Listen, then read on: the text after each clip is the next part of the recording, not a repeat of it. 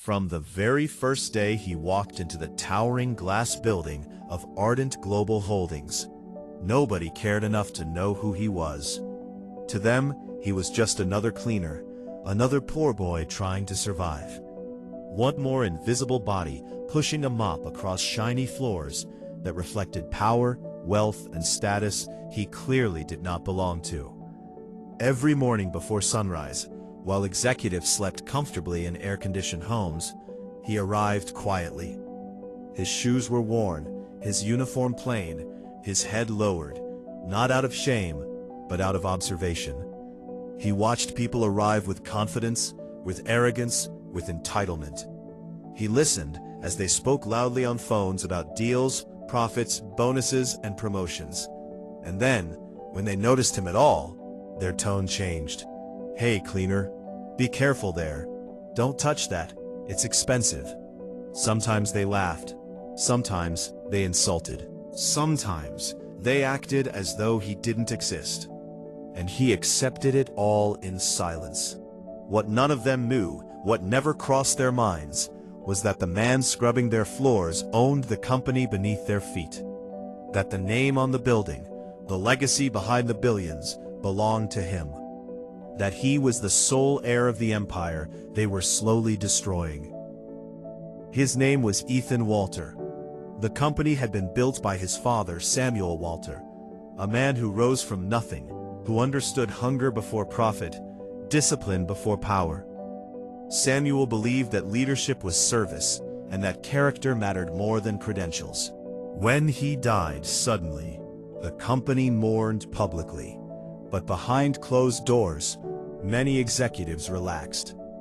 They thought the son who they've never seen before would be weak, inexperienced, and naive. They believed he would sit in the CEO's office, sign papers, trust reports, and never truly understand what was happening inside the walls his father built. They were wrong. Ethan understood something most leaders never do. You cannot fix what you do not truly see. So instead of announcing himself, instead of walking into boardrooms filled with rehearsed smiles and filtered truths, he chose a different path. He became invisible. He became one of the company cleaners, not to prove a point, not to embarrass anyone, but to learn. He changed his appearance, his posture, even his voice. His ID badge read EK. Only one man, the board chairman and his father's oldest friend, knew the truth. And even he didn't know how long Ethan planned to stay hidden. The first few weeks were hard. Not because of the work. Ethan didn't mind cleaning. What weighed on him was how people treated him once they believed he was nothing. Managers snapped their fingers at him. Employees left trash deliberately.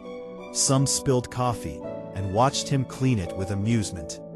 One executive joked loudly, "Careful not to mop your way into management." Laughter followed.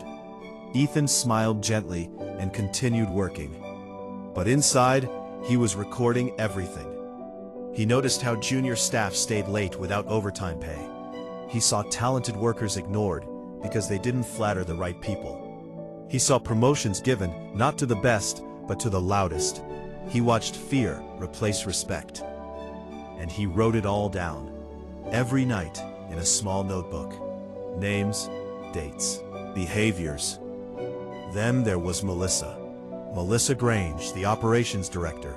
She walked like the company belonged to her. Sharp heels, sharper words. She had no patience for people beneath her, and in her eyes, Ethan was at the very bottom. "Didn't I tell you to clean this hallway already?" she snapped one morning. "Yes, ma'am," Ethan replied calmly. "Well, do it again. It still smells like poverty." The words cut deep, not because they hurt him, but because of how easily they came to her. People laughed awkwardly. Ethan said nothing. That night he opened a new page in his notebook and wrote her name at the top. Yet not everyone was cruel. There was Daniel, a junior accountant who greeted Ethan every morning and thanked him. There was Grace, the receptionist who once stood up for him when Melissa insulted him publicly. "There's no reason to talk to him like that," Grace said quietly. He's a cleaner. He should know his place. Grace replied, everyone has a place. Yours just happens to be louder. Ethan noticed that too. Months passed. Profits continued to fall. Tension grew. The board demanded answers. Executives blamed market conditions. Middle managers blamed employees. Employees blamed leadership. And Ethan, still mopping floors, understood the truth. The company wasn't failing because of competition. It was failing because of arrogance, zero unity, and many more that he already jotted. Finally, the announcement came. A mandatory company-wide meeting. Everyone was required.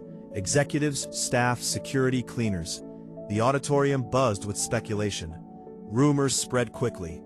We're getting a new CEO. Maybe an external hire. Someone ruthless. Executives sat in the front rows, confident, polished. Cleaners stood at the back, including Ethan, holding his mop quietly. The board chairman stepped onto the stage. Today, he said, you will meet the new CEO of Ardent Global Holdings. The room leaned forward. Please welcome Mr. Ethan Walter. Silence grew at every corner of the room. Then confusion. Someone laughed. Where is he? The chairman didn't answer. He simply turned and looked toward the back of the room. Ethan, he said calmly, please come forward. The mop slipped from Ethan's hand and hit the floor.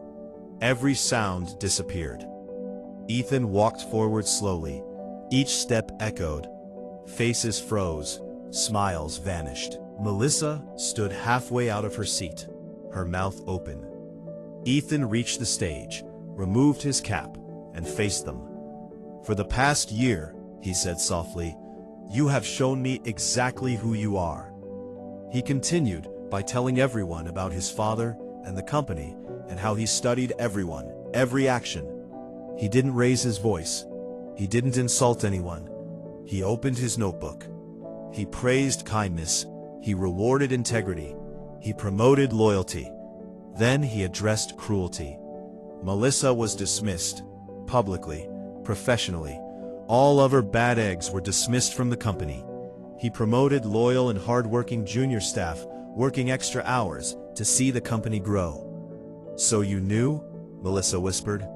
Yes, Ethan replied, and you still chose to be cruel. That's why you're fired.